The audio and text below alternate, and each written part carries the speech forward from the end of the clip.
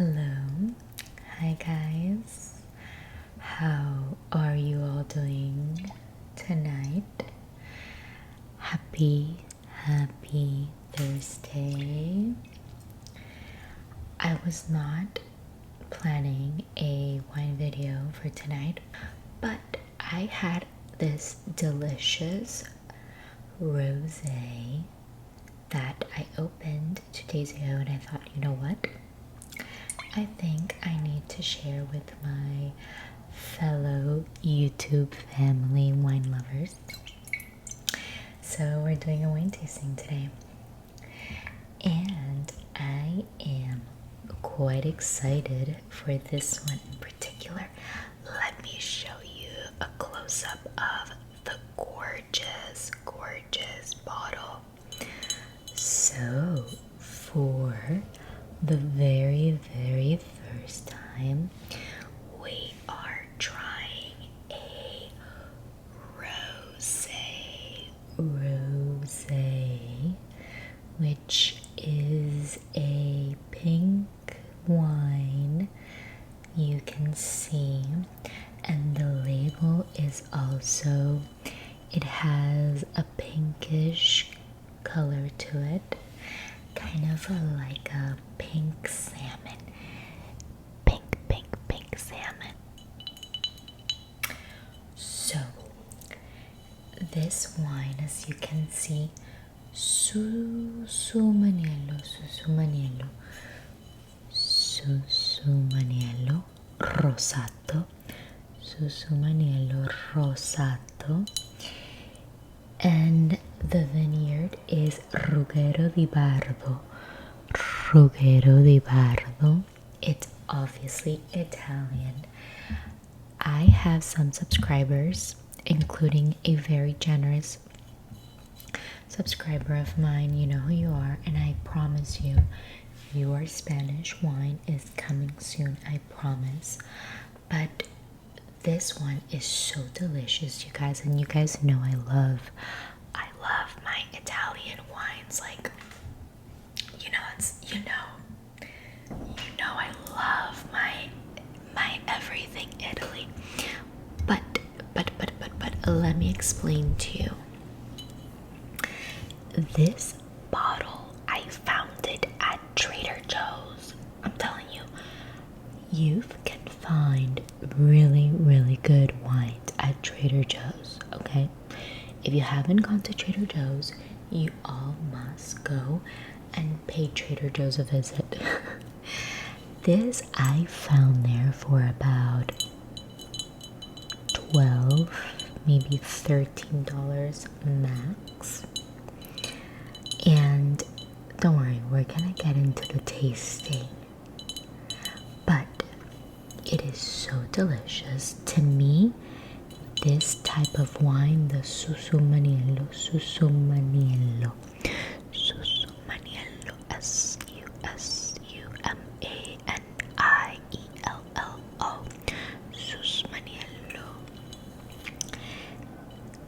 It's named after its grape varietal, Susumaniello.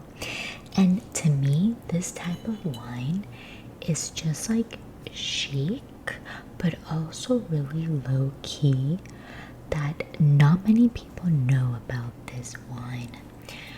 You won't find that many people drinking this type of wine. It's pretty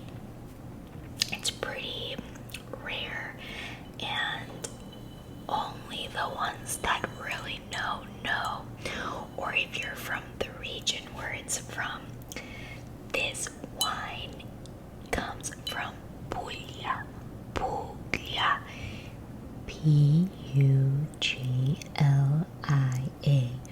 Puglia.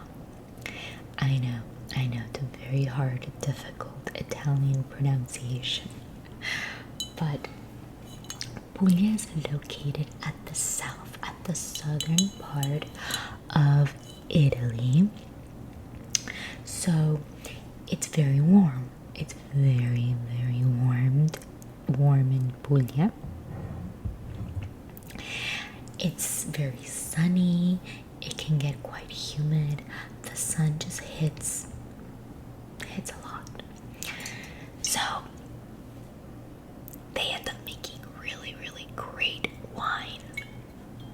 And usually wines, maybe always, I'm not sure, you will always find really, really sweet wines in the south of Italy because of the climate. So it makes the sweets, it makes the grapes sweeter, ultimately making sweeter wine. But you guys, I already okay, let's get into the tasting. Let's get into the tasting.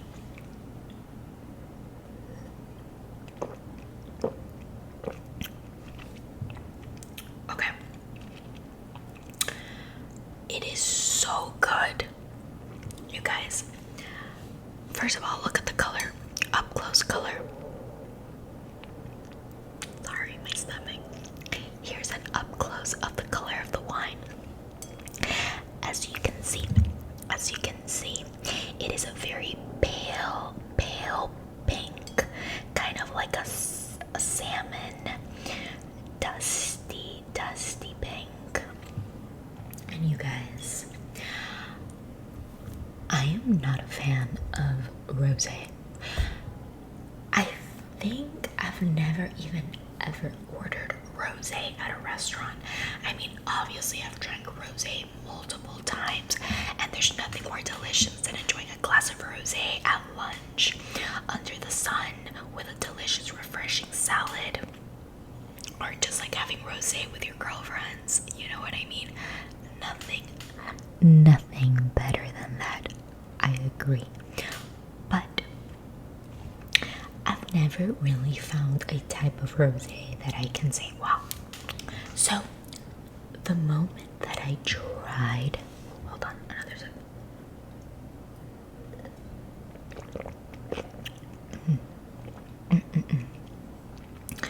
The moment that I tried this wine, I was blown away. You guys need to try it. It is so sweet, tarty, but just the right amount of acidity. You know what this tastes like? I'm not even joking. Listen to me. This wine tastes like strawberry jam. Yes. It even gives me like a peanut butter jelly sandwich taste. I swear. It sounds crazy, but I swear this is giving peanut butter and jelly. But not too sweet. Like, it's not that sweet. I promise you, I cannot drink sweet wines, like super sweet wines. I can't. But this is just the perfect balance of acidity, tardiness, sweetness. It's fruity. Hold on.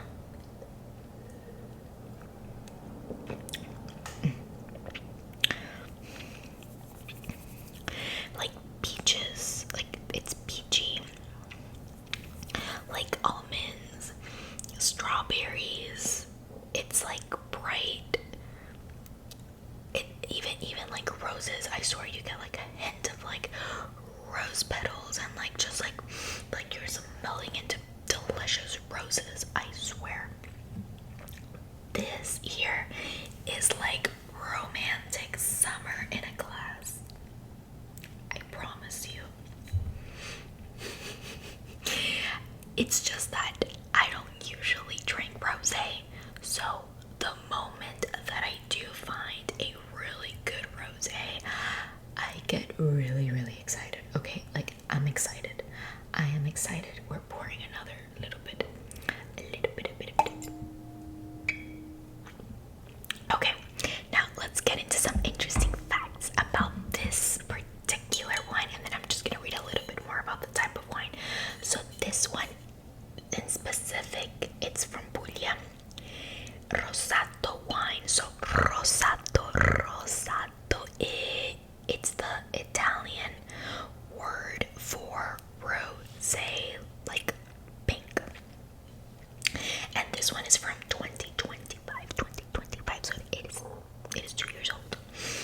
And it is 12.5 alcohol percentage. That's the alcohol percentage, which is it's okay. It's normal for rosé. And I already mentioned to you guys the name of the vineyard, which is Ruggero di Bardo, and from Puglia. So, yeah, that's it. Well, let me read what it says in the back. Elegant rosé version of our Sus Maniello, impressing with its aromatic intensity, juicy freshness, great persistence, and versatility.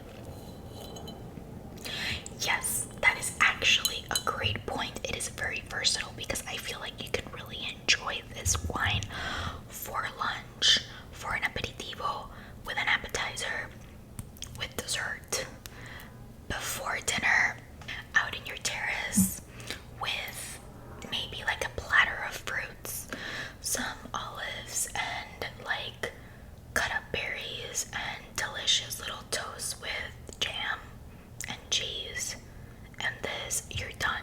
Like, that is all you need. You guys need to try Susu Maniello. It's actually such a tinkly word. Okay, I saved some little facts, which I think I've already gone over everything, but I'm still gonna read them to you guys for some extra whispers. Okay, so the important geographical piece is Puglia, which is where the grape varietal is from, which is the type of grape that this wine is made from. The grape called Susus Maniello. I know, who would have ever thought there were so many types of grapes? I know, we just thought there was like green and purple and that's it. The long region forming the heel of Italy. If you guys know, Italy is shaped like a little boot. So the heel of that little boot, that's where Puglia is. And Sus Maniello is strongly associated with Puglia, and particularly with the Brindisi area of northern Salento near the Adriatic coast. So it's kind of like on the east side of Italy. Sus Maniello remains closely tied to this relatively small part of Italy. It's nothing like Chardonnay or Cabernet Sauvignon, which you'll find planted around the world. Sus Maniello, listen to this. This is why I love rosé. You know, we underestimate rosé and we take it for granted. We think rosé is just like, oh, whatever, rosé. We always think of like red wine as like the more like elevated type of wine. Like if you order a glass of red, like, oh, you know, it's more elegant. But no, we shall not underestimate the beautiful power of rosé. So Sus Maniello is a dark-skinned vinifera grape. The berries become a very deep blue-black when ripe, which is interesting when you're drinking such a pale pink wine. And the name has one of the best stories ever. Listen to this. Sus Maniello. Oh my god, I keep saying it wrong. It's Susus Maniello. Susu Maniello.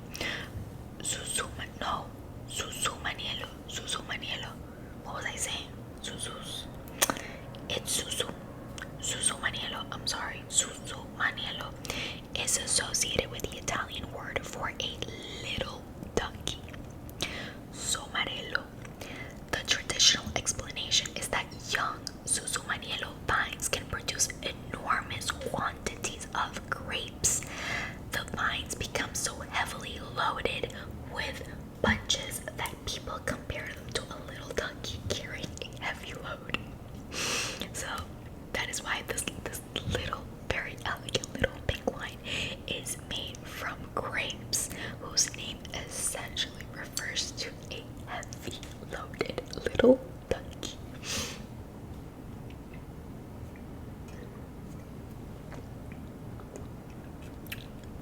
You guys, and I'm not even gonna get into my wine glasses. Like, these are my German wine glasses. Like, look at this stem. These are my $25 wine glasses, which I am very darn proud of. They're so light, and I love this stem. It's just so thin and elegant. Okay, I'm loving this wine. Okay, little bits to mention before I leave you guys. Susu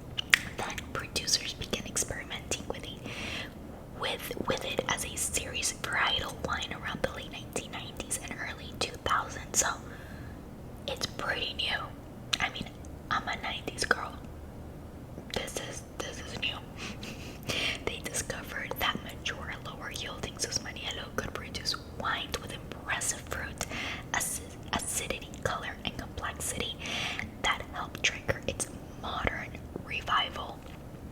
Absolutely, I could not agree more. Oh, let me see what else I can mention to you guys. Oh, of course, what can it pair with? I mean, this pairs deliciously with Mediterranean food. A delicious Greek salad, shrimp, fish, a white sauce-based pasta. Absolutely. I'm telling you, you can have this with a PB&J and you won't regret it. This wine, I already gave you guys my perspective. Oh my gosh, I'm so sorry. Hey, are you okay? Okay. I already gave you guys my notes. But essentially, you will find a lot of like just fruits, watermelon, white peaches. I did mention peaches, red berries, cherries, delicate floral aromas, and a subtle mineral character, which I must agree. And when people describe wine as a mineral character to it, you kind of taste like a saltiness to it. You know, you can almost like taste like the ocean, the salts, the sand. It has like a mineral taste to it, which you will be able to tell once you actually like really focus on trying to grasp the flavors of wine. This wine would just taste really good with any sort of Mediterranean dish, honestly. Like anything that you can enjoy on a hot summer warm day. Listen, people can get so pretentious with like what you pair wine with. I mean, of course it's important and it does make a huge difference. I'm not saying it doesn't, but I once had a wine tasting where the sommelier told me that, you know, salmon, it's fish, right? I mean, it's not a white fish. It's still fish, but it's not a white fish. But he mentioned that you can easily enjoy salmon with red wine. You don't need to enjoy it with a glass of Sauvignon Blanc or Pinot Grigio or like Chardonnay. You can easily enjoy the salmon with a red wine. And same thing goes for this. Like, there's really no rules. I mean, I wouldn't eat this with a steak. No. But maybe chicken. Yeah, chicken, why not? Salad. Listen, even like a rice pilaf, like rice and lentils, delicious. Like, why not? Shrimp, tuna, rice and I don't know, something. I swear, like anything will go delicious. Oh, like nuts